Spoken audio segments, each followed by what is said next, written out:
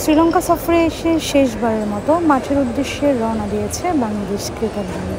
আপনারা জানেন সিরিজের শেষ টি-20তে আজ মাঠে নামবে বাংলাদেশ, যেটি শুরু হবে বাংলাদেশ সময় সন্ধ্যে 7:30টায়। এই ম্যাচেই নির্ধারণ করে দেবে কে হবে টি-20 সিরিজের উইনার। এর আগে শ্রীলঙ্কা জিতে নিয়েছে টেস্ট সিরিজ, জিতে নিয়েছে ওয়ানডে সিরিজও। টেস্ট সিরিজের 2 ম্যাচে একটিতে ড্র করেছে বাংলাদেশ, অন্যটিতে হেরেছে খুবই বাজেভাবে। ওয়ানডেতে হয়েছে বাংলাদেশ শ্রীলঙ্কা প্রথম জিতেছে, পরের ম্যাচে বাউন্স ব্যাক দিয়েছে বাংলাদেশ, কিন্তু থার্ড ম্যাচে এসে বাংলাদেশকে ঘুরিয়ে সিরিজ জিতে নিয়েছে শ্রীলঙ্কা।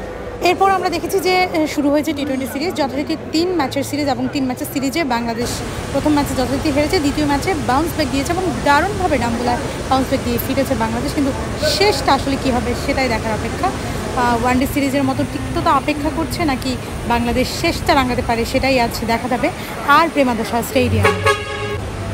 আপাতত বাংলাদেশ হোটেল গ্র্যান্ড সিনেমন থেকে রওনা হয়েছে মাঠের পথে।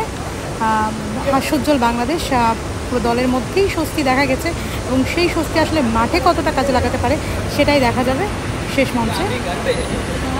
হিমু আক্তার, কলম্বো থেকে। সো কলম্বো থেকে এই মুহূর্তে এটাই ছিল শেষ খবর। আমার চ্যানেলের সাথেই থাকুন, চোখ রাখুন আমার ফেসবুক এবং ইউটিউব চ্যানেলে। Thank you for watching this video.